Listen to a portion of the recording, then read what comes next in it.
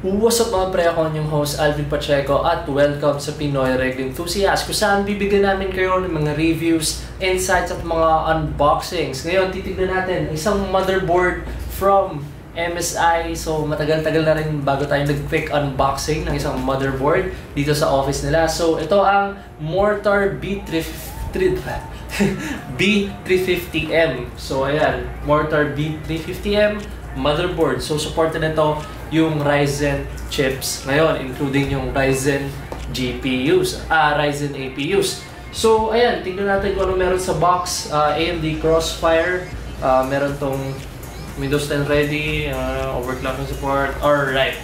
So sa likod yung other features niya. So may gaming LAN, USB 3.1 Gen 1 Type C, steel armor sa PCIe, may Mystic Light rin to, so RGB siya. So titignan natin yan.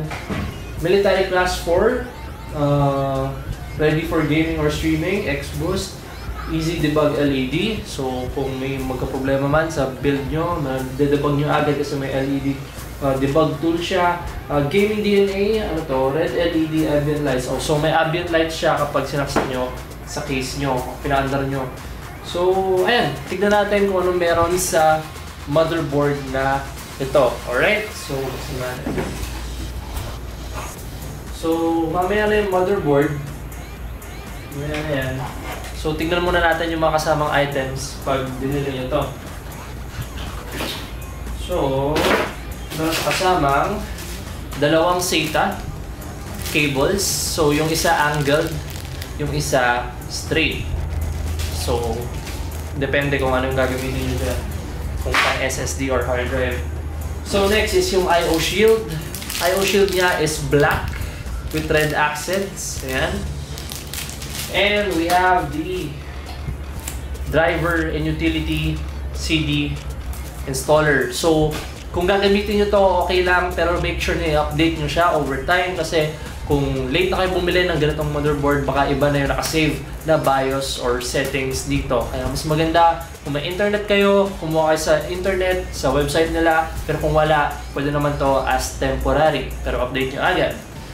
Next naman is ang thank you note from MSI. May ganito pa rin sila since nung dati. So hindi nila tinatanggal yan. Quick installation guide. So quick installation guide, medyo malaki siya. Ayan. Kung paano install yung CPU nyo. Actually, pwede ka na parang tutorial na to ng buong build mo eh, kasi pati hard drives and such tinuro na sa'yo dito. So next is yung kanyang memory module guide.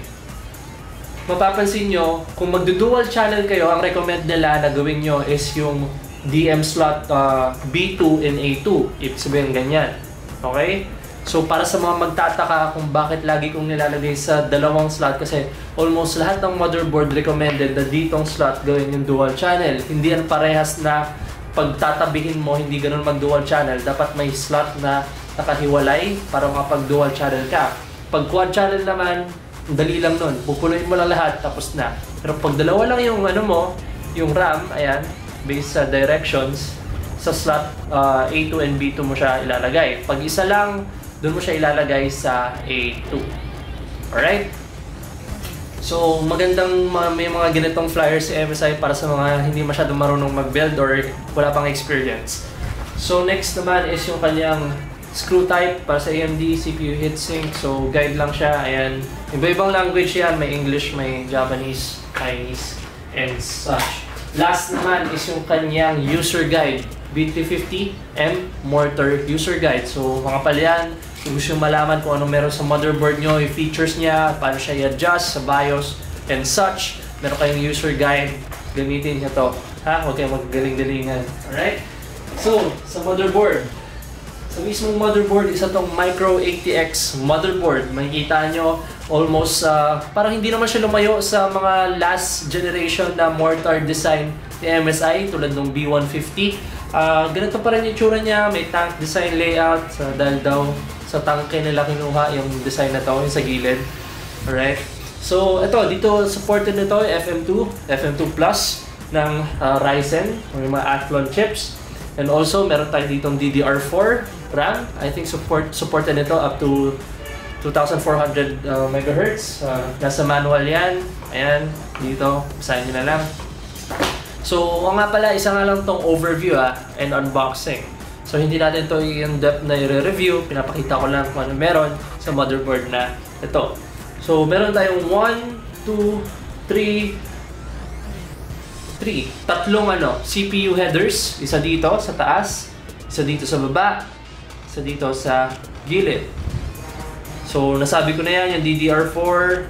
So, meron nandito yung ating chipset heatsink. May MSI logo sa baba. Ayan, based din sa tangke yung design niyan. And meron tayo ditong dalawang SATA port. Dito rin, dalawa. So, total of 4 SATA ports. Meron tong USB 3.0 header sa gilid. So, ano pa ba? Para ma-power ang motherboard na ito, meron kang 24-pin at 8-pin connector. Ayan. Alright. Sa PCIe lane naman, pwede kang mag-crossfire dito kung AMD ang ginagamit mong GPU. Kung NVIDIA, okay lang naman rin. Meron tayong 1, 2, 3, 4 PCIe lanes. PCIe times 16, times 1, times 4, times 8. Pero make sure, check nyo lang sa website. So, ayan. Alright. So, ano pa? Nandito yung natin. HD audio. Ayan. Audio drivers nandito sa gilid. Sa baba, may fan header pa pala dito. So, a total of 4 sa baba. So, normal input-outputs ka headers. Yung USB 3.0, 2.0 nyo nandyan. And also yung para pag-power sa case. Power header. So, sa I/O naman, pumunta tayo sa I/O. Makikita nyo, meron tayo ditong DVI port. Yan, dito ako sa gilid para hindi nyo na ako makita. DVI port. So, meron pa tayong dalawang USB 2.0 tsaka PS2 port.